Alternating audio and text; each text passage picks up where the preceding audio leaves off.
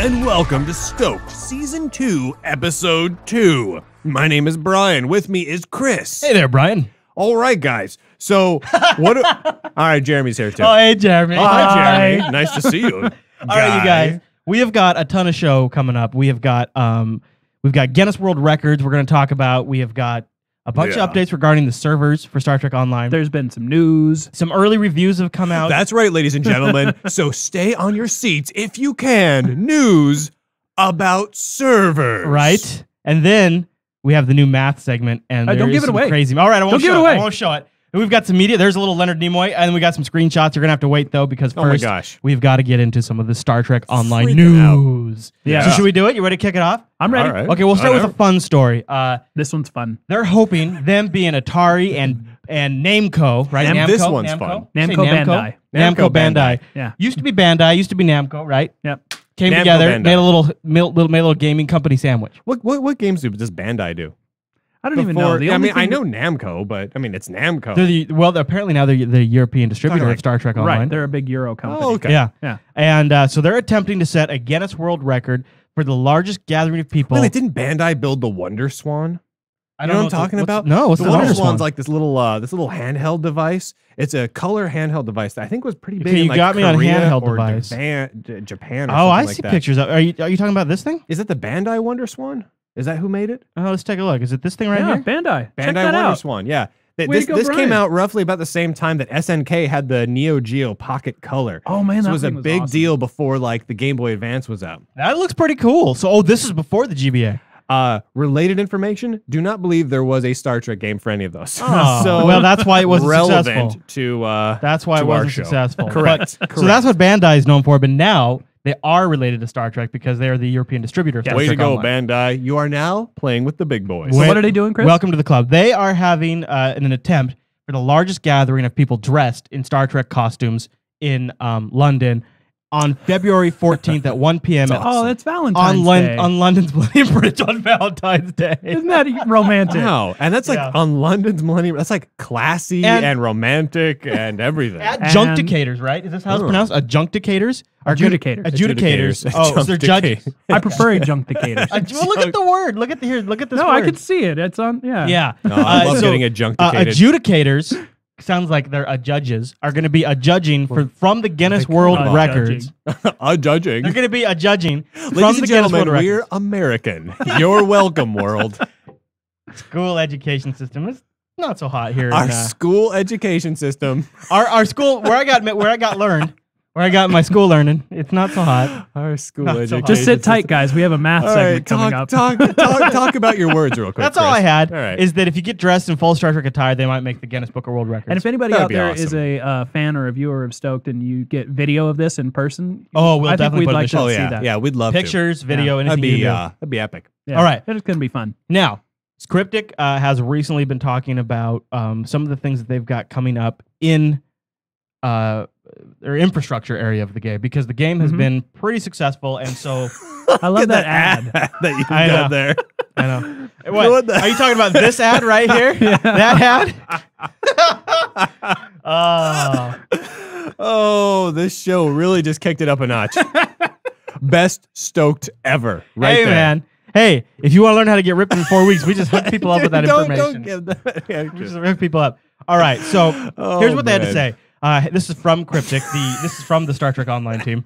Are you going to be all right over there? Yeah, go ahead and keep talking. I mean, I'm just going to do an internet show real quick. Oh, zoom in on. And, there you go. Zoom in. Get that off the much screen. better. Man. That's So that's Cryptic much wrote in better. and said, "Hey folks, we just wanted to update you on our in-game server capacity status throughout the head start. We noticed an overwhelming response to the game and are working on changes to further increase the number of people who can play Star Trek Online. Now, I believe Nice. they've already gone through a round of adding server capacity, and now they're going through another round of adding additional server capacity. And these are pretty significant investments on the part of Cryptic and Atari into this hardware. So it's a good sign, I think. Now, I think I get the impression that they don't want to overcommit themselves to hardware that's not going to be used down the road. Nah. So they don't MMO purchase until it needs it. Right. Every Right. MMO recently, basically since WoW came out, tends to have these big, huge launches and then drop off and peter off to nothing right afterwards. So I think they've been holding off and making sure that they got enough long-term subscriptions to make the technology purchase worth it. Yeah, So. and that you want to operate efficiently, especially with with maybe revenues being down a little bit, and I mean, not everybody's willing to do a subscription game. You want to say fit, tight and lean, right? Lean. What I'm saying? Lean and you mean. Say lean. Yeah. Plus, you don't want to have empty boxes post Peter. Right. Go ahead and talk. Okay. So, the other thing to note in this news story is this is from TrekMovie.com.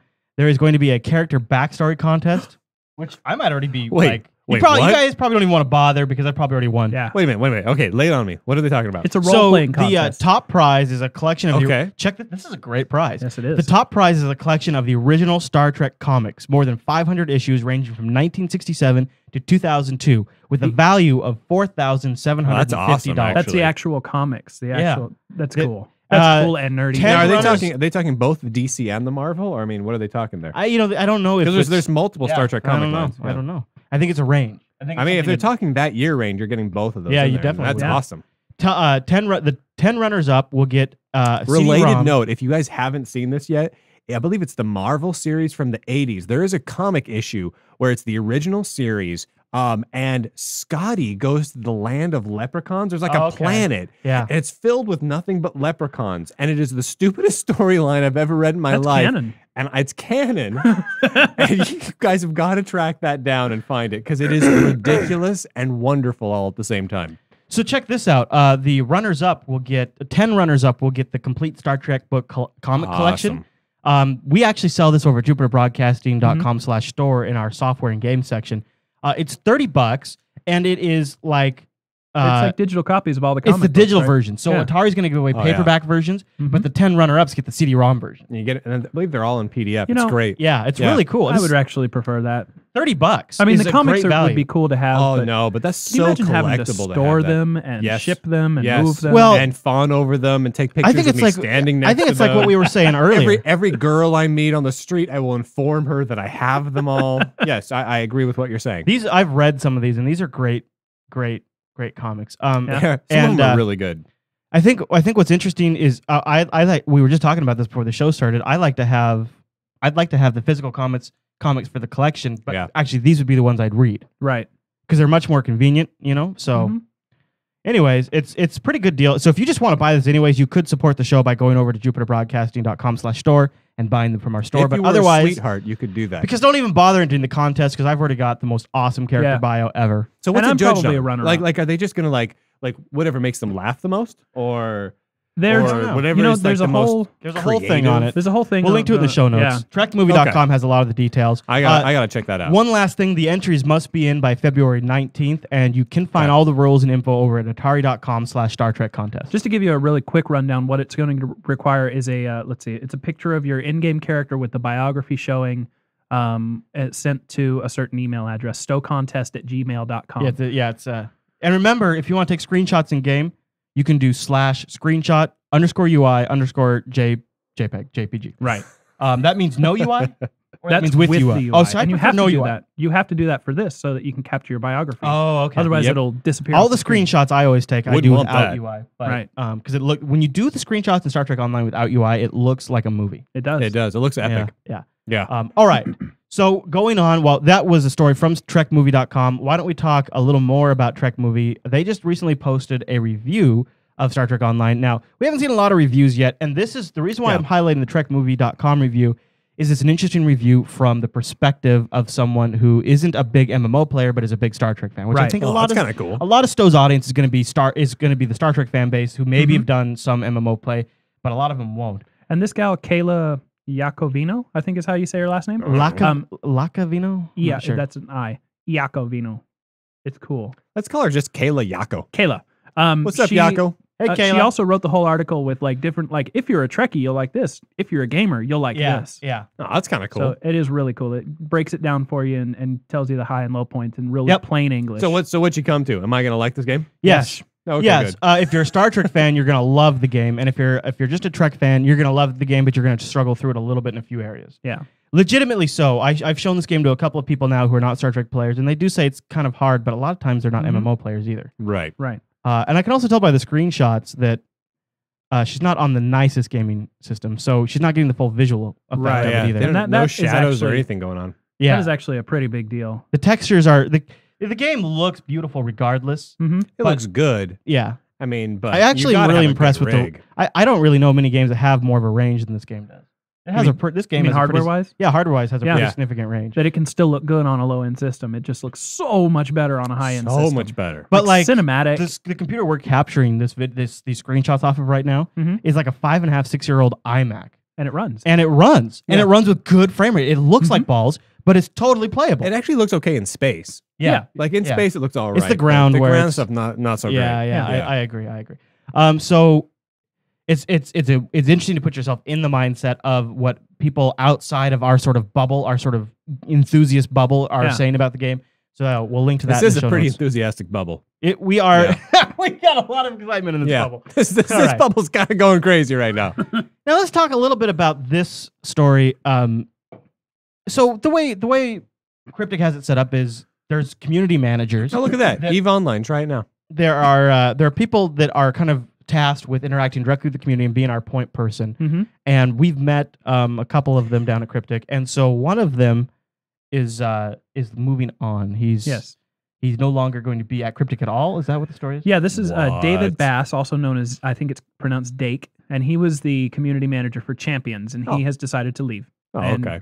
The reason that this affects Star Trek Online is because the primary community manager of STO is actually moving over to Champions to take his place. Stormshade, some of you may recognize his handle. Stormshade's moving over? Yeah, Stormshade's so he's going to be moving to Champions, and in Stormshade's spot is a community manager who was previously just an admin. Yep. Forum admin. Goes by the name, goes by the name of Fox. Phoxe. I sent him a PM, and I haven't checked to see if he replied yet, but I invited him on to come on the show if he wants to chat with the community. Nice. And touch base. So their job is basically to weed through the forums.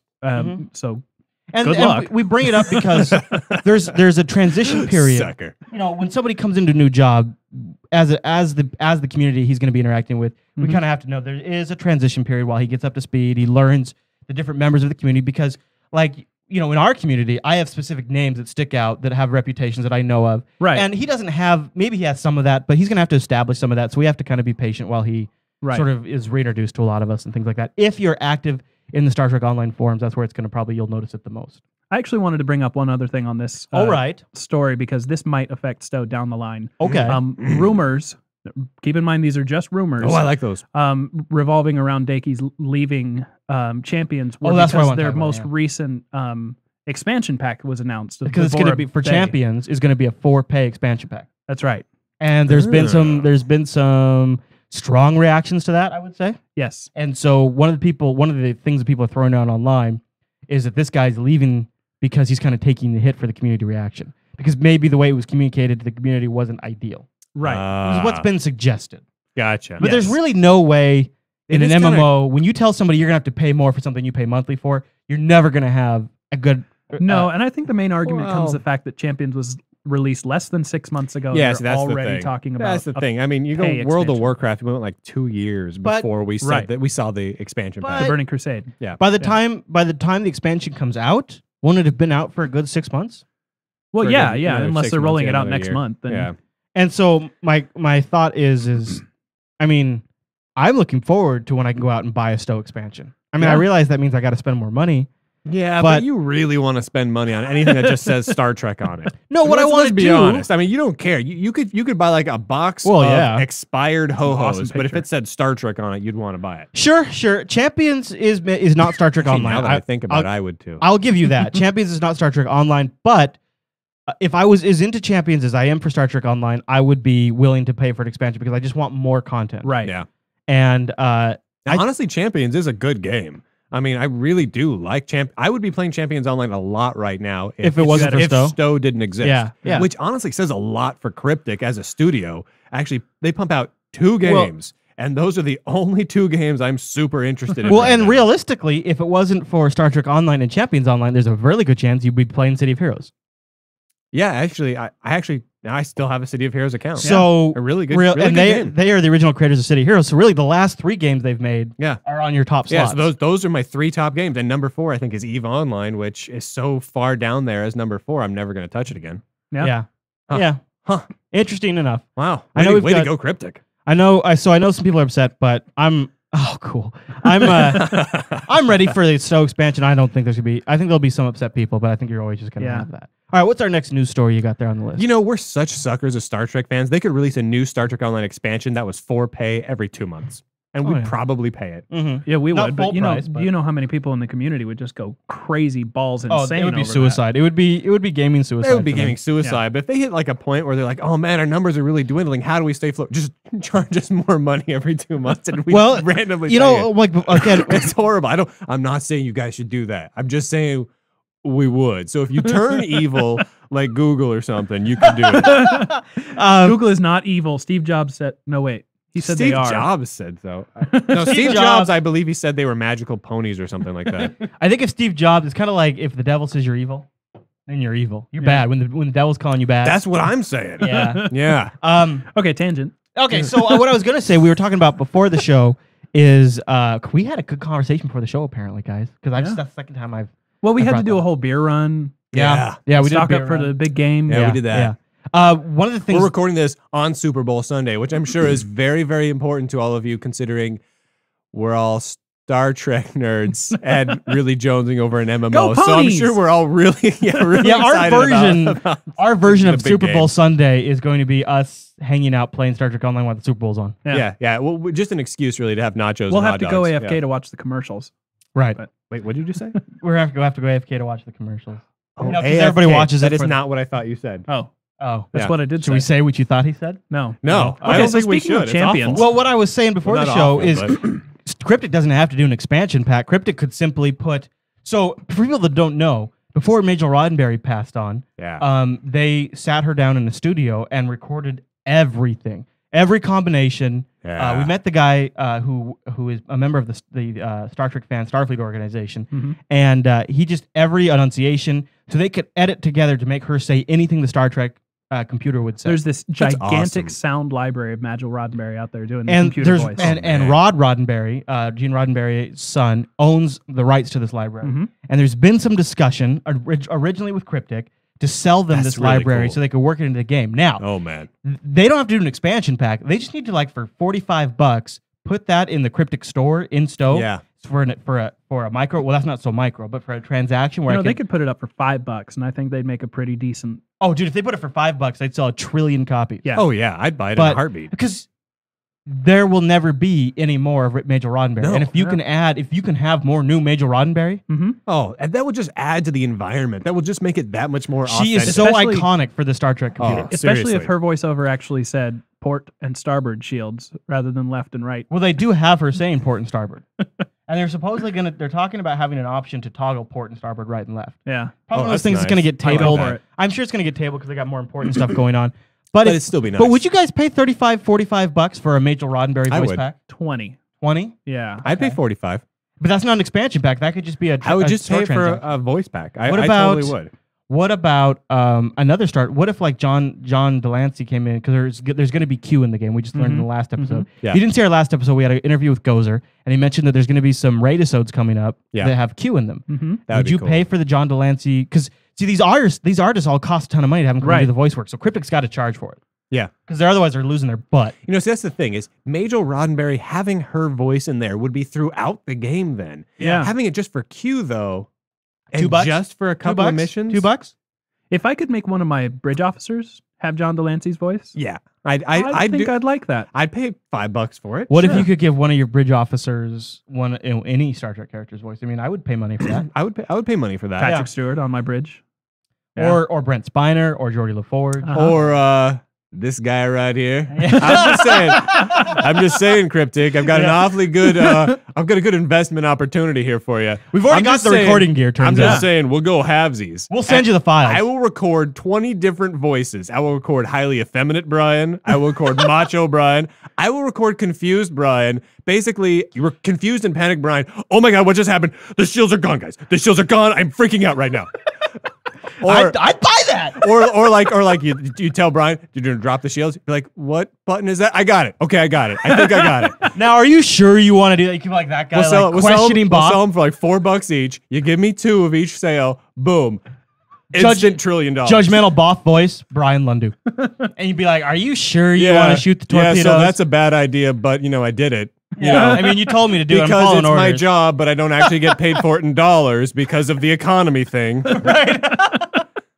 All right, let's get back into the news here. So one last thing, just to update people, because I know it's a hot topic. What I'm excited about is that in the next week's episode, that's going to be the big news, is we're going to be announcing. That would be cool. That would voice packs. That would be really cool. I'm sure of it, because on Monday, I'm just going to be flooded with emails from Cryptic. Right. Cryptic, I'm going to be flooded with emails from you on Monday about this.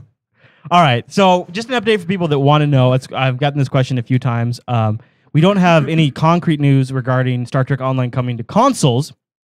There's not a big news story other than Craig Zinkovich was recently interviewed, and he said, we'll have to see how Star Trek Online is going to do on the PC, and then once we know how it does on the PC, we'll try to move forward on the console. But that'd be great. To me, it sounds like there might even, this was the same thing that was said for Champions. Yeah. But if Star Trek Online is doing better in the market, if the audience is bigger, there's going to be more of a driver. It's going to become a title that Microsoft wants to have on the 360. Right. So Microsoft's going to be motivated to get them to make it work and work through I think they get stuck at like the paperwork and the administrative side of things. Yeah. Because we've been told on several occasions. Right sharing and revenue sharing. You've got CBS, you've got Atari, you've got man. Cryptic, you've got Microsoft, you've got all these different people. And then that's just the rights to the game. Then you've got the distributors and all this stuff. And then you got to figure out the pricing for live. Is a different company. Oh man, it's a ton. I understand that it's tough, a massive. but man, thing. I would love Star Trek Online or Champions or both for Xbox 360. Now, we've already been told. Was it Gozer that uses it on? He already mapped his Xbox controller. Yeah, and with Champions Online, they've even got like UI elements and like they you can do it with your Xbox 360 controller, and I would love it. I would love it. And we've already been told that the games themselves run on the are ready to consoles. go. Now we're not talking. I think they're ready to go on the 360 and not on the PlayStation Right. because it's a different architecture. Who cares about the PlayStation? Like I love my PS3. It's front and center in my But when living you're room and doing a everything. group online thing, you want live. You want Xbox Live because that's got the better multiplayer experience. You got the voice chat and all that other good ads. Cryptic would need to work in an achievement system for the Xbox Live. Oh, Maybe they could take the I would accolade system love and make having Star Trek themed achievements on my 360. Achievement unlocked. Yeah. Oh, Go for it. I would We're on love board. that. Yeah. I would love that. But So- only if I can download Brian voice packs on the 360. Right.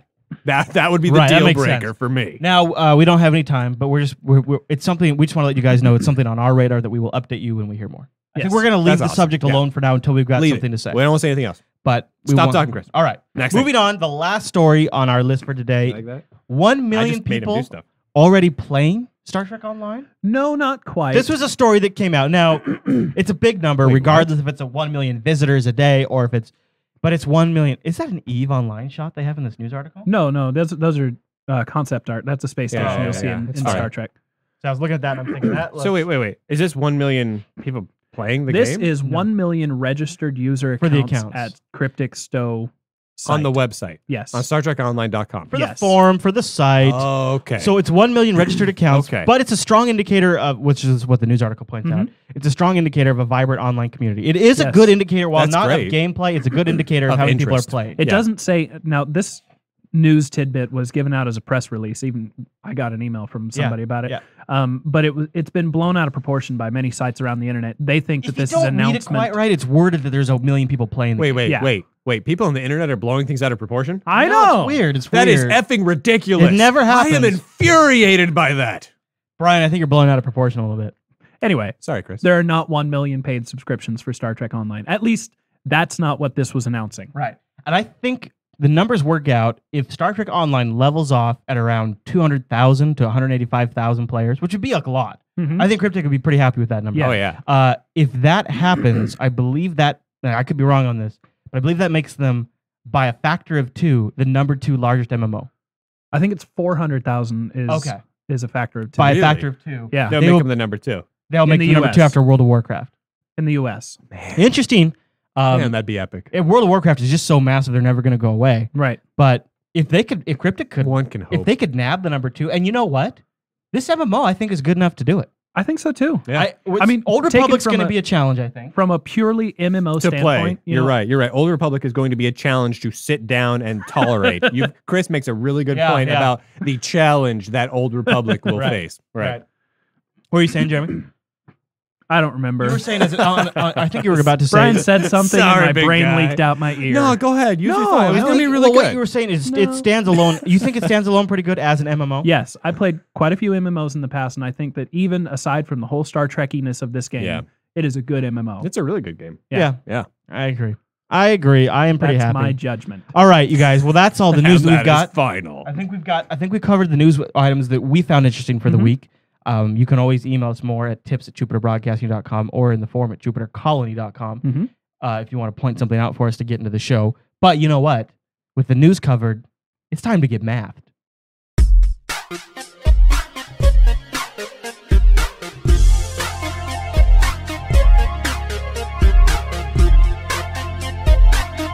Fasten your brain buckles, everybody, because you're about to get mathed. Oh, that sounded really epic. Good job, buddy. Thanks. Good job, Brian. You're welcome. Today we're going to talk to you about torpedoes. I put on my best Terminator Salvation-y voice. I like it. Batman. You don't want to do Batman because Batman's like this. Batman knows mathematics. Batman goes kind of scratchy like this. Batman Torpedo does math. know mathematics. Yeah. You guys, I'm good at algebra. Batman needs to talk to you about math in Yeah. the Batmobile. Dude, this is a really good show. Let's just talk like this the whole show. How about... Let's talk about how you can blow people All up with right, torpedoes. math. So, Jeremy, what about math? Well, first off, before I get into all the hard numbers, I want to give a special thanks out here to a It's couple kind of of our... hard on my voice, dude. I know it is. All right, go ahead and A talk. special thanks to a couple of our fleet mates that have actually put most of these numbers together, and I just put them in a pretty little package for you guys. Hey, we like that. Thanks, guys. Catavool and Aruji. Ooh. Thanks, guys. All right. Thanks, guys. Way to And go, their Aruji. team of guinea pigs. I think there were some other guys that helped them out. So, Nice. in a nutshell, I want to tell you that what we've discovered with torpedoes, and this applies to actually all weapons, but torpedoes are an easy example. Now, when you say all weapons, do you mean like all types of like projectiles, like the plasma torpedoes and standard torpedoes and quantum torpedoes? All torpedoes. Okay. All mines. Oh, okay. And portions of this math actually apply to beam weapons and cannons as well. Rock and roll! I know. I've never been so excited about math in my entire life. So let's go. Oh my gosh. When you are spending skill points on your captain, every +1 that you get from spending your points equals 1% increase of damage. Just straight on top. It's that easy. Now, but let me tell you, because I'm going to be honest, 1% sounds lame. I know, but For your every very, skill point? for your very first skill point that you put in at like lieutenant level is actually a +8. Oh. So that's like 8%. And then you're up to 9 So for for level every 2. skill, wait, for Okay. every skill point, it's a percentage increase Yes. in the torpedo section. Yes. So every skill point increase. So that's a percentage. Okay. Yes. Oh, nice. And the little numbers that I pop didn't up know at the that. top of those Oh. bars, that's the percentage that you're adding. Oh, that's cool. So there Interesting. is a total of max skill bonus that you can get of 100% bonus damage, and that's by buying all 18 from Lieutenant, all 30 from Lieutenant Commander, and all 52% from Commander rank. Wow, play that back again, folks, because that was some knowledge you just laid down. Now, the specific types of torpedoes start at Commander. There's also Captain and Admiral types of torpedoes. That's the individual damage types, like Plasma, Transphasic, Tri-Cobalt, all that. Right. And those all get the base torpedo damage. Those bonus. all get the Nice. torpedo and Nice. the projectile weapon bonuses. Nice. Okay. No matter what kind you're using. So, All right. but it's not actually just that simple. That 1%. What if you're using like pink pony torpedoes? Yeah, Well, they- as long as you yeah, put I skill think skill so. points into the pink pony torpedoes. Epic. Yeah. All right, keep just, going. Just as a side, I'm sorry to interrupt. In the last week, there was a mod discovered by one of our fleet members What? where you could modify the color of your phasers. Mhm. Oh, yeah. And this spread around really fast. I Yeah. think it was originated in our fleet, though. I think the guy discovered it from our fleet, and it was so. I set my ground and my ship weapons and my torpedoes to be blue, Yeah. so it looked like old retro Star Trek phasers. And Jeremy had like a purple. Mhm. And when we were in combat, just by looking at the screen, I was able to quickly see. Oh, wait, that's Jeremy shooting at this, so I'm going to target that next. And I could do the tab So thing. it doesn't. he So follows my when you lead. mod it, it doesn't just affect the way you see it, but it affects the Well, way everyone sees their own. They took it out. They took it out. Oh. Yeah. they took I it get the out. feeling, again, this is just a feeling that they're going to put it back in bummer. as a It's C-store there. purchase. It's there. Oh, Well, and you know, part of it's guys. supposed to be canon reasons because certain phasers, like what's the Tetrion, are green, Right. and you know, makes sense. plasma ones are blue. And you want to be able green. to see it. You want it to look right. All right. I Yeah. guess I can go with that. Okay, so let's get back to torpedoes here. Now, what I was telling you guys about the percentage increase is it needs to be broken down a little bit. Go ahead and drop that graphic up here. Boom. Every type of torpedo has a final damage that you will see on their tooltip, but that damage is actually a combination of their base, which is the standard issue, and then it's the modification, the bonus damage that is on every item. So if I you look gotcha. here, the top portion of this standard issue torpedo photon torpedoes. That's a really nice graphic you made, Jeremy. It's very Elcars-ish. This, thank you. It was. Nice. I put it together in like 3 minutes. Good job, buddy. I'm sorry, I didn't have time to build it to scale. Dude, solid reference. Solid reference. That was very good. So this is actually a standard issue quantum torpedo. Will always have 1,383 base damage. Oh. Every mark above that, including Mark 1, Mark 2, Mark 3, has a modifier to it, and I'll show you those later on. All right. But so on this graphic, for example, a Mark 8 quantum torpedo has a total of 2484 damage. That means that that is some serious math. Yeah, that means that its difference, its bonus damage, is 1,101. The banner? Were you touching the I was touching it. Yeah. I didn't realize my hands go away when they're up here, though. As so you can see right magic. here, you Yeah, have equals 100 total. Yeah, I'll get to that. It's Don't jump the gun. Okay, And then if you look up here, oh my God, where'd my hand go? Oh, it's back. That, ladies and gentlemen, is production quality. Subspace anomaly. So with that 100 skill that I mentioned earlier, where you, if you buy all the torpedo skills, that's what this lower, what is that, right hand? Let's see. Yeah. Lower right hand corner is the total math that will be involved. That would be over here. Over there, right. Yeah. Oh, I see what Brian's saying. It's right. Isn't that epic? Yeah, you find the borderline and it's exciting. Yeah. So with a 100 I could do a whole plus to your show where skill, my hands just disappear. how you That'd be calculate great. the amount of damage that you do is it takes the standard issue, the base damage, multiplied by your skill bonus, which is always going to be 1 plus your skill bonus. So if you had a plus 83, it'd be 1.83. In this case, we're using a nice round figure of 100 skill bonus. So you get 1383 times 2. So that's it's actually multiplying the base damage of the torpedo, not the bonus. Ah, right. Okay. Right. Got it. So that's all I wanted to really show you about. Now, the And then the actual- bonus comes What on about top that? of that. What about this here? That's what I was saying earlier about the skills that So you can buy. at- You get, okay, you so get it's a total 30 at 100 lieutenant- for 100% bonus to your base. As a damage. lieutenant, if you put all your points into the possible I like photon torpedo skills, at each That's rank. pretty sweet, dude. That's Yeah. good math chart. That's epic. Thanks. That's Chart. epic. Nice All right. job, man. Now, Do we want to again, move on? This math all applies to beam weapons and cannons as well, but unfortunately, it's kind of hard to make sure where the numbers lie because they're also affected by your energy levels. Ugh. Torpedoes and mines are not. Right. So also, all of this math applies directly to mines, but mines suck, so don't use them. Yeah, Why you know, would you use them? because you can kind of poop them out as you fly along. And so if somebody Yeah. then steps on your poop, they get blown up. Yeah. Here's a lot the of people thing. like them How for many PvP. episodes They of are Star good for Trek PvP. where they used mines, though? DS9. DS9, yeah. Yeah, but come But on, not in DS9. battle.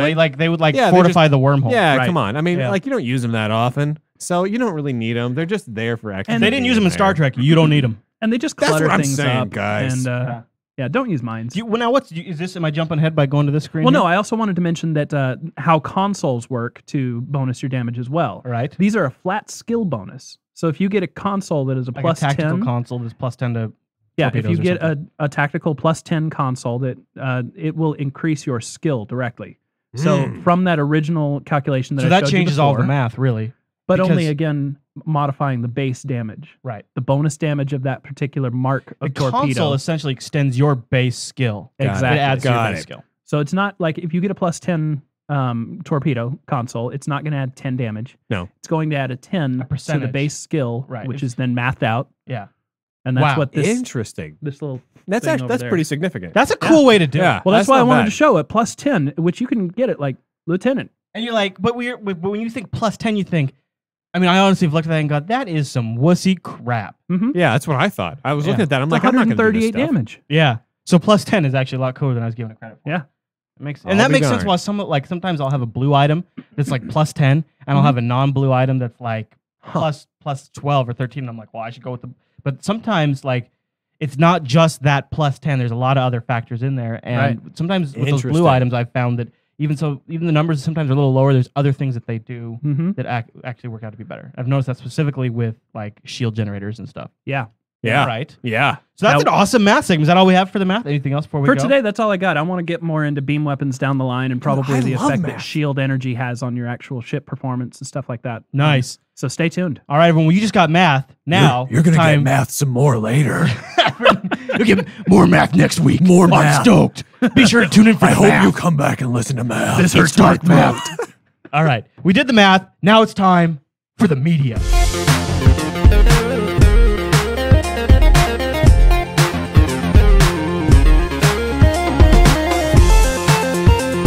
So every week here on STOked, we're going to be doing a segment covering media submissions from you, our adoring fans. But we haven't said anything yet. No. So you didn't know that. No. But some of you, so some of the all of you do. failed by not being informed by us. By not being psychic. Yeah. Way to go. Way to go. Screwed up. Normal, not psychic people. Nice job. So to fill in the time, Chris, our lovely co-host here, has put together... I'm going to do a little story by pictures. Now, everybody loves a slideshow, right, guys? Right. Yeah, everybody loves a presentation and a slideshow. Heck yeah. No, so a little background. I took the week off for the launch of Star Trek Online. Of course you did. I took the week off, and I got some screenshots of some of the highlights from my gameplay, and I wanted to show some of them because I think it's lay it on us. It's interesting to hear, and it's fun. Yeah, from me. Show me your slides, man. So the first one up is I have to give Cryptic massive credit.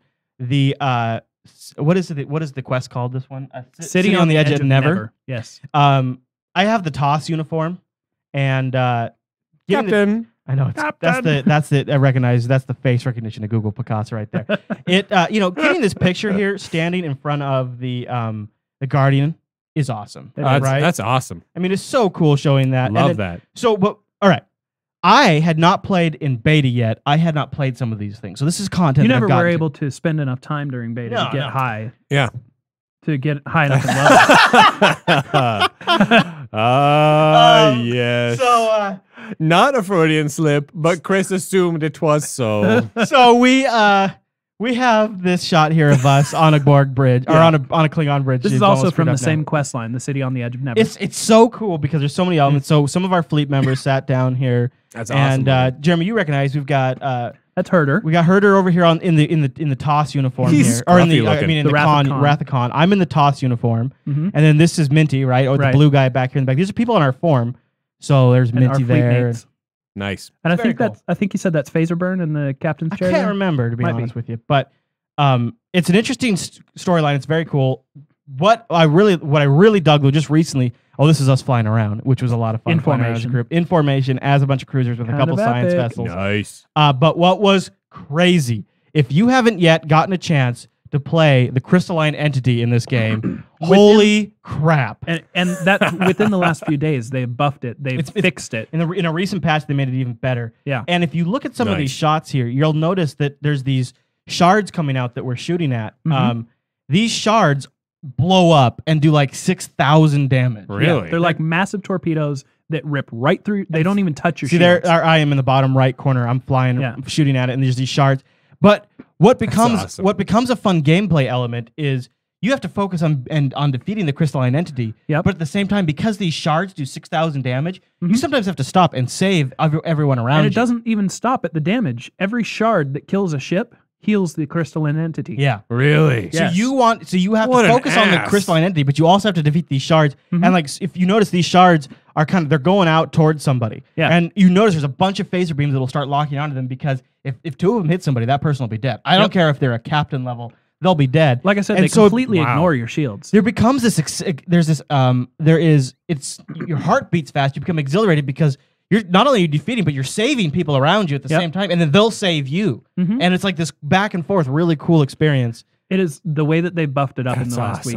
It just makes it a really epic fight. These shards, if the Crystalline Entity starts getting its butt kicked, these shards will fly back to the Crystalline Entity, get reabsorbed, and he'll get even stronger. Yeah. It's so cool. Plus, if you deal too much damage to the entity too quickly, he spawns additional shards, which makes it even more complicated. It took us about a half hour to defeat the Crystalline Entity, and when you start, just the spawn point, and then way across the map, you got to hit your maximum impulse to get there. Way across the map is where the Crystalline Entity is at. Awesome. By the end of our 30-minute battle, we had moved the Crystalline Entity back to the respawn point, so people were spawning right underneath the Crystalline Entity. So you were immediately in battle. So it was awesome. It was a lot of fun. Now, something that I'm hoping that they fix soon, though, is there is a kind of a bit of an exploit still out there. You can deal massive amounts of damage ramming speed by using your ramming speed ability. Yeah. We had a couple people try ramming speed, and then we also got down. It depends on how much damage you do with ramming speed. Yes. But when we got down to it, basically, if we were getting around 15% hull, we would all just turn towards and fly towards the Crystalline Entity, figuring if we're going to blow up, we might as well take a piece of it with us. And that is how you're supposed to use ramming speed. You're not just supposed to spawn and run right into it. Yeah, no, that's for sure. It's kind of cheap. I don't have any video, but okay. This is the kind of stuff I'd love to get some story from some of you out there, some video submissions. We've been using WeGame, WeGame to capture. But you can use Fraps and upload to WeGame. But we like that. We like the WeGame site because they're meant for gaming and they allow video game footage. And it's got an embedded player. It's got an embeddable player, and we have a system we're kind of building on there. So in upcoming episodes, we'll be featuring your videos that you submit, and you can link to them at thejupitercolony.com. And we'll also be taking in fleet members at jupiterforce.org of their submissions. There's an active thread in there, people taking shots. So rad. Really cool. Guys, I think we just wrapped up this episode of STOked. Wow. No way. Anything else to talk about before we go? Nope. All right. No, I'm good. All right, everyone. We'll have a good time playing Thanks, Star Trek guys. online. Be sure to visit us at jupitercolony.com, jupiterforce.org, and you can find new episodes at jupiterbroadcasting.com. And what we want to ask you to do is if you like the show, go ahead and get it every week we release. You can subscribe in iTunes, or you can subscribe to our YouTube channel at youtube.com/jupiterbroadcasting. No reason you can't get the HD version every time it releases. No reason at all. It's in iTunes if you want to grab it that way, or the RSS feeds on our site. You can get an iPhone app if you want. We have it. I know. Lots of ways to get it. We're completely accessible. We got it. All right, everyone. Well, thanks so much for tuning into this episode of STOked. We'll see you next Tuesday. Goodbye. Goodbye. Goodbye, everyone. Well, that was I can't do that. It hurts my throat. That's terrible. Let's go do some beer shows. All right.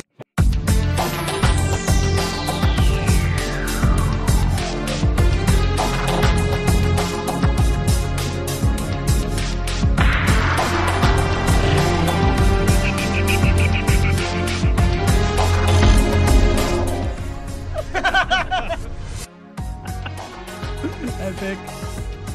All right. Yeah. I can't. Okay. Hooah. Hearts are funny, guys.